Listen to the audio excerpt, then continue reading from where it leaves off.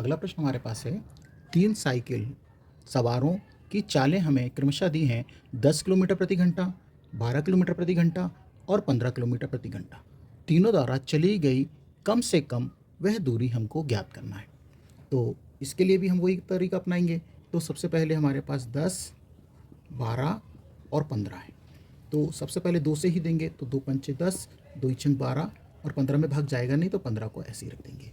फिर हम अभी 2 से एक बार और देंगे तो 5 में भाग जाएगा नहीं, और 2 तिया 6 और 15 का 15। अब हम 3 से देंगे तो 5 में भाग जाएगा नहीं, 3 एकम 3 और ये 3 पंचे 15।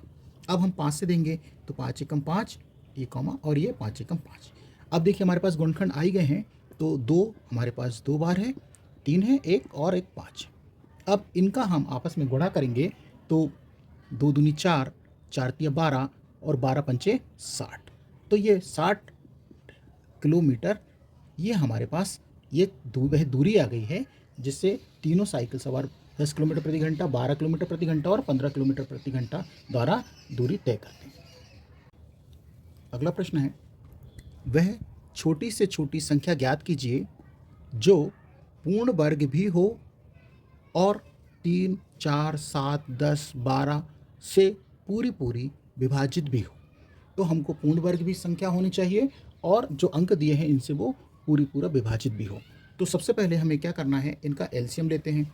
तो देखिए 3, 4, 7, 10 और 12। तो सबसे पहले हम 2 से देंगे तो 3 में भाग जाएगा नहीं, तो 3 का 3 ही 3, 2 दूनी 4, 7 का 7 ही 7, 2 पंचे 10 और 2 छंग 12। अभी 2 से एक बार और देंगे तो 3 का ऐसे ही और 2 एकम 2, 7 ऐसे ही और 5 में भाग जाएगा नहीं और 2 तिया 6। अब हम 3 से देंगे तो 3 एकम 3, 1 का 1 1, 7 में भी भाग नहीं जाएगा, 5 में भी भाग नहीं जाएगा और 3 एकम 3।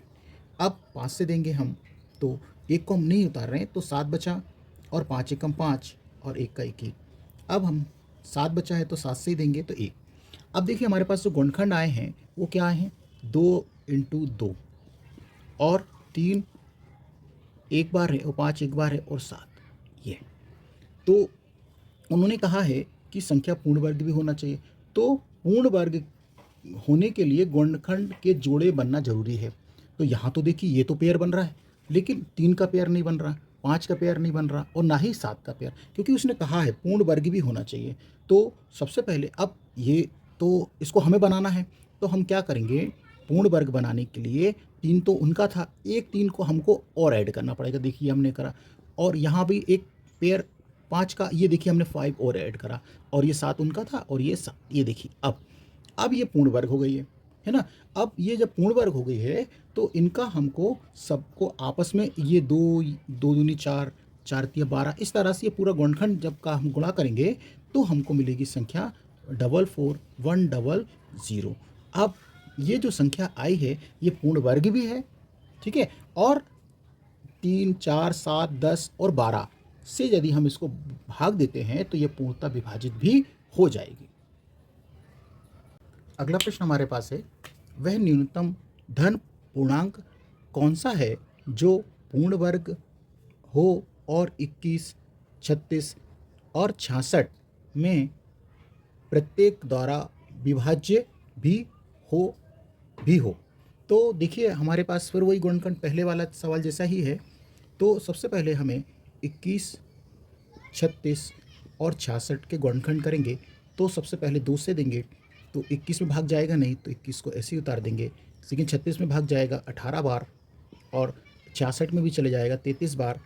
अब देखिए यहाँ से फिर 2 बार देंगे तो 21 ऐसे ही, और फिर 2 नाम 18 और 33 है तो जाएगा नहीं भाग, तो 33 का 33।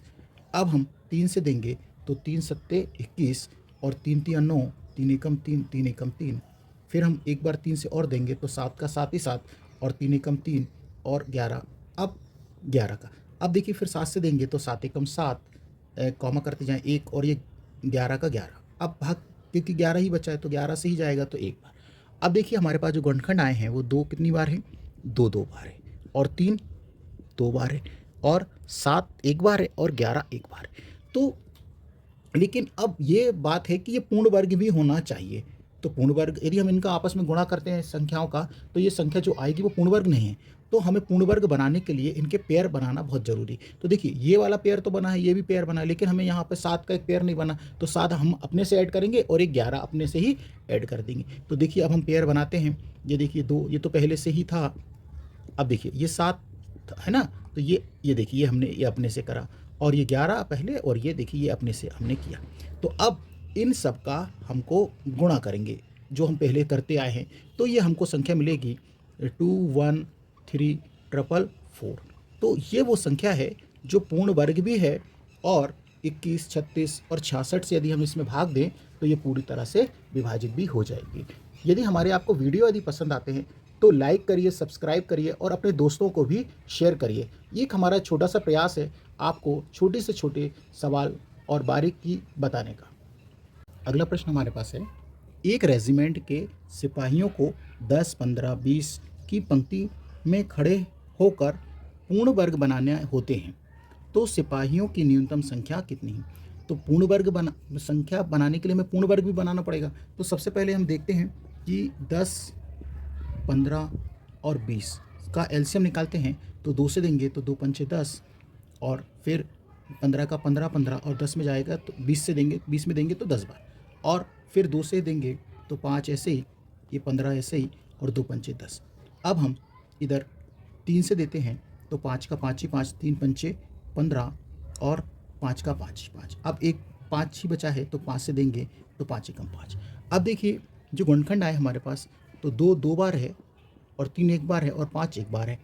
तो यदि अब दिक्कत ये है कि यहाँ पर देखिए फिर वही समस्या है, तो हमें पूर्ण वर्ग बनाना है। तो पूर्ण वर्ग बनाने के लिए हमें क्या करना पड़ता है कि ये 3 तो ये हमें अपने से ऐड करना है, क्योंकि पूर्ण वर्ग बनाना है। अब ये 5 और एक 5 की और कमी है, तो ये देखिए हो गया पूरा।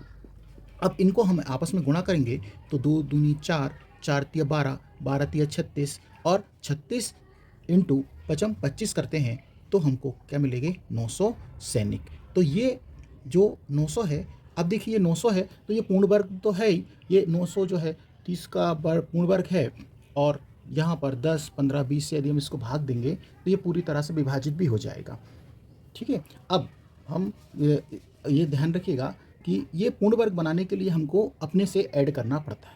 यदि हमारे वीडियो आपको पसंद आते हैं तो लाइक करिए, सब्सक्राइब करिए और अपने दोस्तों को भी शेयर करना ना भूलें।